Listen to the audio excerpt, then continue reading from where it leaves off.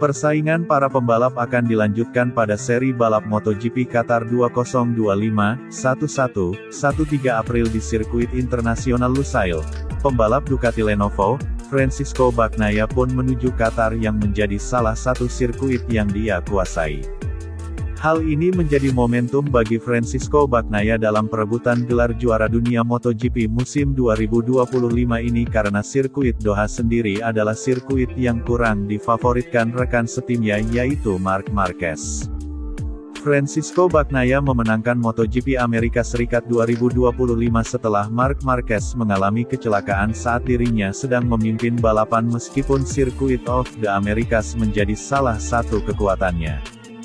Francisco Bagnaia memenangkan balapan MotoGP Qatar pada MotoGP tahun lalu, sementara Marc Marquez hanya memenangkan balapan di Qatar hanya sekali dalam karir kelas utamanya yaitu tepatnya pada 11 tahun yang lalu. Sebelum balapan MotoGP Amerika Marc Marquez memegang kuncinya dan melakukan kesalahan menunjukkan bahwa ia rentan. Hal itu memberi Pecco Bagnaia perasaan bahwa hal itu bisa terjadi bahwa saya bisa mengalahkannya. Perasaan itu sangat besar terutama karena itu terjadi di sana di trek tempat Marc sangat kuat, kata Sylvain Guintoli, sebagaimana dilansir dari Crash. Di sisi lain Alex Marquez pembalap Gresini Racing Team telah mengambil alih sebagai pemimpin klasemen sementara kejuaraan dunia berkat finish di posisi kedua di sirkuit kota. Alex hanya unggul 1 poin saja dari saudaranya yaitu Marc Marquez. Pecco Bagnaia berada di posisi ketiga terpaut 12 poin dari puncak tapi baru saja bersemangat menjelang MotoGP Qatar. Momentum bergeser dalam kondisi basah yang sulit di Texas ketika Marc Marquez melewati trotoar. Ia melaju dengan batas dan ia tidak perlu melakukannya. Menurut saya itu adalah kesalahannya dia memainkan kartunya dengan baik strategi dan keputusan untuk mengganti motor adalah langkah yang cerdas itu membuat semua orang di grid tidak menyadarinya. Kekacauan yang terjadi karena Marc mengendalikan situasi tidak seorang pun tahu apa yang harus dilakukan dan Maverick Viñales melepaskan motornya lalu menginginkannya kembali. Ketika Marc tidak mengaktifkan perangkat depannya di awal saya pikir dia bingung gelisah dia kemudian memulai melaju memiliki jarak yang nyaman dan mengambil kebebasan. Dia mengambil resiko bagian depan terlepas dan sayangnya baginya kesalahan pertama musim ini. Dia telah kehilangan momentumnya memasuki lintasan yang tidak begitu kuat baginya, kata Michael Laverty, sebagaimana dilansir dari Motosan.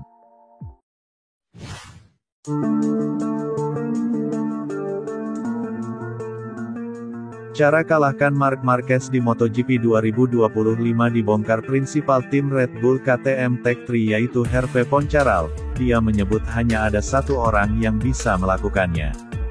Menurut Poncharal terkesan dengan penampilan Marc Marquez di awal musim MotoGP 2025, menurutnya hanya ada satu orang yang bisa mengalahkan pembalap asal Spanyol tersebut saat ini. Poncharal mengakui bahwa dirinya sudah mengidolai Marc Marquez sejak datang di kejuaraan dunia 125cc pada 2008. Menurutnya The Baby Alien tersebut merupakan pembalap dengan paket lengkap. Melihat Marquez dalam performa terbaiknya saat ini Hervé Poncharal mengaku senang karena sang pembalap telah melalui momen yang sangat berat dalam beberapa tahun terakhir. Dia yakin dapat membuat MotoGP kembali menarik. Bahkan pria asal Prancis tersebut juga mengungkapkan bahwa hanya ada satu orang yang mampu untuk mengalahkan Marc Marquez. Hervé Poncharal mengatakan bahwa sang juara dunia hanya bisa dikalahkan oleh dirinya sendiri. Paket lengkap yang diutarakan Hervé Poncharal mengenai Marc Marquez adalah bagaimana ia mengatur strategi balapannya sendiri. Hal itu yang saat ini sangat jarang ditemui di pembalap lain yang bergantung pada data komputer. Marc Marquez memiliki kepribadian yang luar biasa dan lebih dari sekadar pembalap biasa juga apa yang ia lakukan di Austin menegaskan bahwa ia memiliki naluri alamiah sebagai pemimpin di pedok. Setelah 4 operasi pada lengan kanannya Marc tetap mengambil resiko yang sama dan itu intinya lalu hari ini hanya ada satu orang yang mampu mengalahkan Marc Marquez yaitu dirinya sendiri kemudian ketika dia fokus dia tak terhentikan. Berapa banyak pembalap yang bisa mengatur tekanan ban seperti yang dia lakukan di Buriram? Mark bukan hanya yang tercepat tapi dia juga memiliki pikiran yang berbakat di mana dia menghitung ulang setiap variabel selama balapan, kata Hervé Poncharal, sebagaimana dilansir dari Motosan.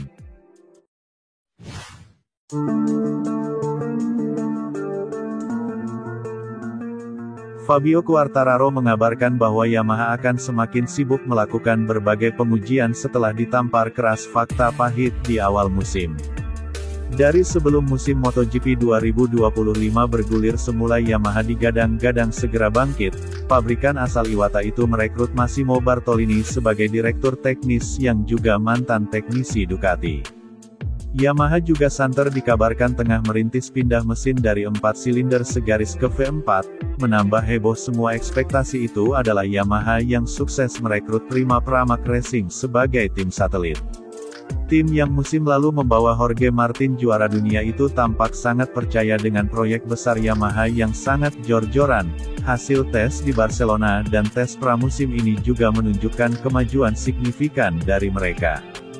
Namun begitu ketika seri balapan dimulai Yamaha justru tetap anjlok, di mana dalam 3 seri yang telah bergulir mereka tetap terseok-seok di belakang dan sulit untuk mengejar para pembalap yang ada di depannya. Jack Miller yang berhasil finish di posisi kelima pada seri balap MotoGP Amerika Serikat 2025, dan Fabio Quartararo yang juga mampu finish di posisi 10 besar mungkin bisa menjadi hal yang cukup positif.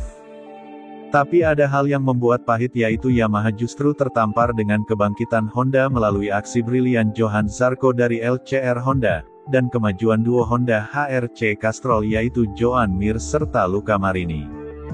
Dengan Johann Zarco yang bahkan sempat menunjukkan persaingan yang sangat sengit dengan Marc Marquez dari tim Ducati Lenovo, di mana perkembangan motor Honda tampaknya jauh lebih merata dan terlihat dibanding Yamaha. Seperti diketahui bahwa Honda sendiri melakukan perombakan besar dalam manajemen mereka termasuk mendatangkan Romano Albesiano dari Aprilia, mereka juga membawa Alex Espargaro sebagai test rider baru Honda. Dan hasilnya adalah gebrakan yang dilakukan oleh Honda tampak lebih membuat perubahan yang kemudian membuat Yamaha harus ekstra kerja keras pada MotoGP musim ini, di mana sudah ada agenda pengujian yang sibuk menanti mereka.